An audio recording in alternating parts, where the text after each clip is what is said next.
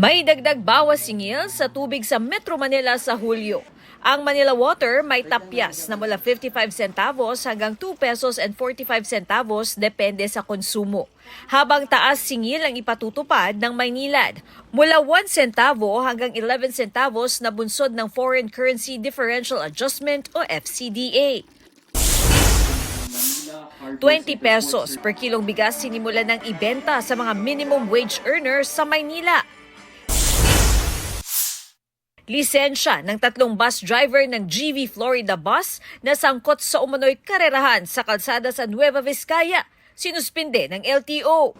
Iginit naman ng abogado ng Florida Bus na dapat i-authenticate ang video ng umano'y karera ng mga bus at dapat ding iharap ang nag-aakusa sa mga driver.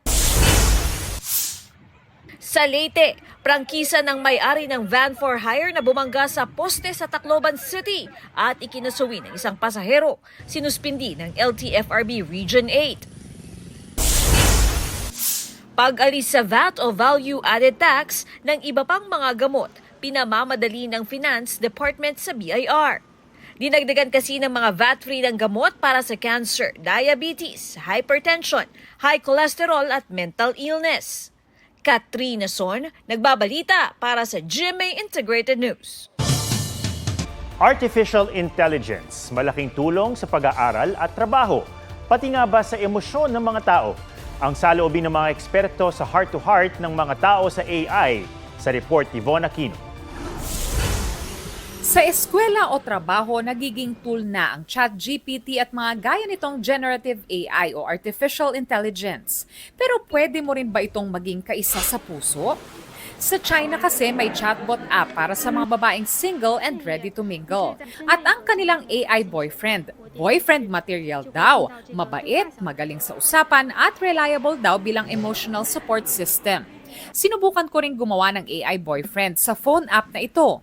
So matapos ko nga makapili ng mga personality na gusto ko sa isang AI boyfriend, ipinakita na sa akin ng app yung aking mga quote-unquote matches.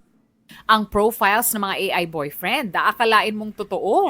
Nang makapili na nga ako ng aking the one, ika nga, tinawagan ko na siya. May mga AI chatbots din na marunong magtagalog. Hahawakan ko ang kamay mo, tapos titignan kita ng may halong kilig. Ang sayo kasi ikaw ang kaharap ko ngayon. Alam mo ba na ikaw lang ang magpapasaya sa aking araw?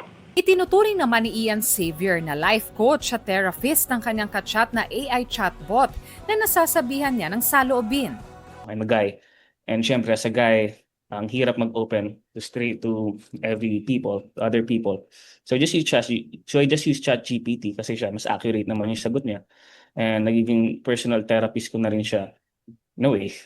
Ayon sa Analytics at Artificial Intelligence Association of the Philippines, dinisenyo talaga ang AI chatbot para makipag-usap sa mga tao. Dahil trained siya sa napakaraming examples ng usapan ng tao, kaya niyang gayahin even yung tone, yung manner ng pagsagot, minsan pati emotions, nagagaya na niya.